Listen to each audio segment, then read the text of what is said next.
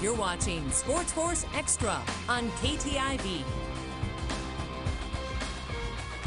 Welcome back, folks. Well, hey, we've seen some high school hoops, but that weather today, it was a little warmer than the last couple of days. Had me dreaming of some warmer days in softball, Irv. Yeah, that's right, Jason. And just so you know, we on Signal Hill like to spread the love to every single sport in Siouxland. Even when there's snow on the ground, it doesn't mean the softball teams quit playing. In fact, there's a great American State Bank complex up in Sioux Center where the GPAC teams, well, they were in action today, Jason. So we'll start with 11th-ranked Northwestern battling Valley City State. The Red Raiders waste no time building their lead. Top of the first, Gwen Mickelson. She flies out, but that allows Ashton Billings to tag up and slide in for the score from third. Still in the top of the first here, Tatum Schmalbeck. She smacks the double into the gap. That's going to go ahead and bring in Sydney Jacobs. That makes it 2-0 in the first. Now, Valley City State, they get up to bat in the bottom of the first. This one's cranked high and far by Logan Gronberg. The umpires rule that it hit the top of the American State Bank complex on its way out, so it's a home run. But Northwestern, they would get up to bat in the top of the second, and they would get back to stacking runs on the scoreboard. Billings chops this one to short. She will be out, but Maddie Vitek, she scores. That makes it 3-1. But the Red Raiders rule in this one, 13-6. Hey, I caught a game out at the Dome today, too, Irv. Host School Dordt Defenders in a Donnybrook with Minnesota Crookston here, folks. We'll pick things up. Second inning, Golden Eagles threading one out. But this line drive snagged at third by Ashton Grissom, who fires to first. The defenders double him up to get out of the inning. Defenders with runners on the corners, one down, but deja vu. Whitney Curry makes the grab at short. Golden Eagles get two to tightrope walk their way out of the jam. They lead 1-0. Top six, Brooklyn Cox sends a hard hit ball into center field. That scores Brooke Rule. And we're tied up at 1. But the bases are loaded in the bottom of the sixth. We've got a ground ball to short while the defenders get the out at second.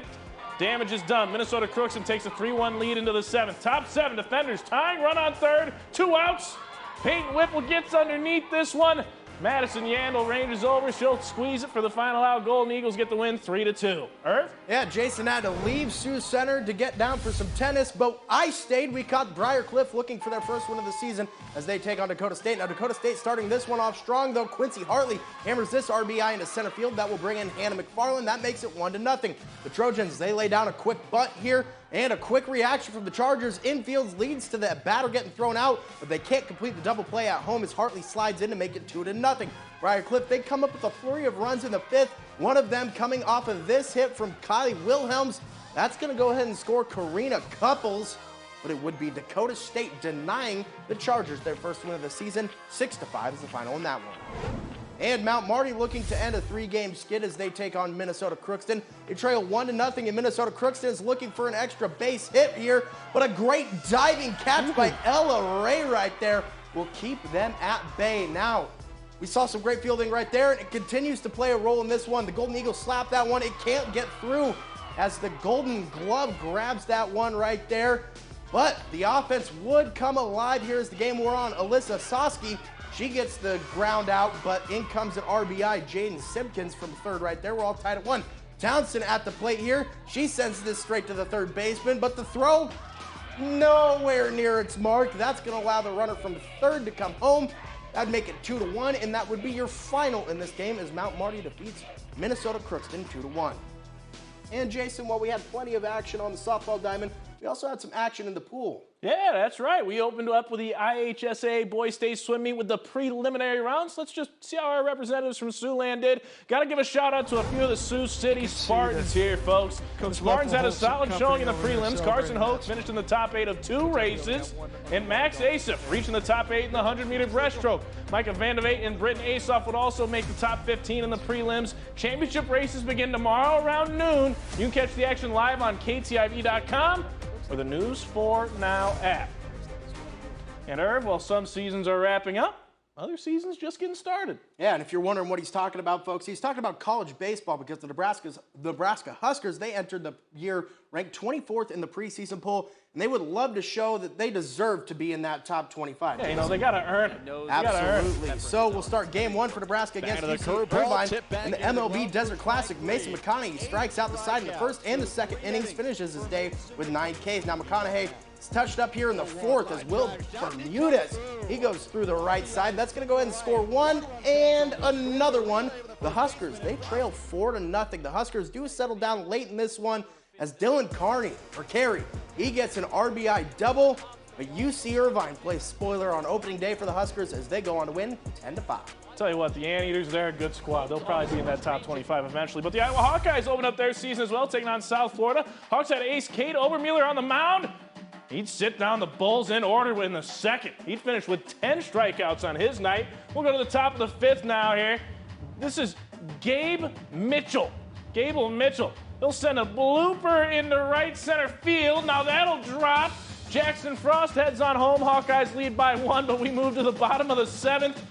Bases loaded, and Irv, that's gone. That's gone. The grand slam puts the Bulls ahead 5-2. They beat the Hawks on opening day 5-4.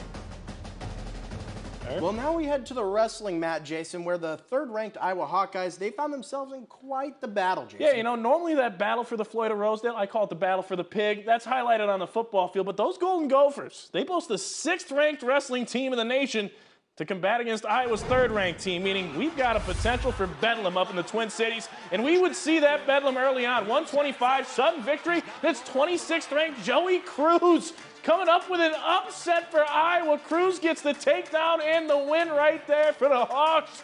Great start for Iowa in this one. Next match at 133, this is Drake Ayala. Snapping, finding a way to the leg. He'll pick up 3 points with a takedown. He'd win in a 9-5 decision. Hawkeyes roll to a 23-11 win. Well, now we featured basketball, baseball, swimming, wrestling. I think it's about time for FanForce, right, Jason? Think again, my friend. The Morningside women's tennis team. They were in action tonight. They had Sioux Falls out at the First Serve Tennis Center. Let's go ahead, check out that action right now. I'll tell you what, we're focusing on a doubles matchup here. Faith Tenholzen and Mia Wenzel battling for the Stangs. Tenholzen returns this serve. That'll snag a point for Morningside right there. Later on, though, this was a battler. Well, Wenzel able to send this serve back. Cougars placed their return perfectly. Cameraman had to juke out of the way there. A little bit of a rally here. Tenholzen with a backhand. Cougars respond, so you know, she'll just go back to the well from her returns, but Wenzel's there. That'll work for the Mustangs. By the way, more action at the First Serve Tennis Center tomorrow. That's starting at 6. And now, Eric. See, now I'm right on time. Now you're right on time. What are we doing here? FanForce. That's right. And what is it? It's you and I's favorite segment of the night because we get to find out what you, Siouxland, were up to. A little bit of a Valentine's Day edition here. This was sent in by Katie Anderson. We got this guy right here. He's asking number 23 to be his Valentine right there. 3 big booms. 3 big boom. 3 big booms right there. Look at this. This one's sent in. This is from Pat Cavey. He was out there at the Ponca Norfolk Catholic matchup. Thanks for sending that one in, Pat. Now, if you guys want to be a part of FanForce, let me tell you what you got to do. Just go ahead, take a photo at any Siouxland matchup or event that you're at. Take that photo, send it in to connect@ktiv.com. That's connect@ktiv.com. You see it right there on your screen there? Send that photo in to connect@ktiv.com. You'll see yourself on FanForce hanging out with Irvine. We are the Hinton student section. And SportsFource Extra is coming up next. Woo!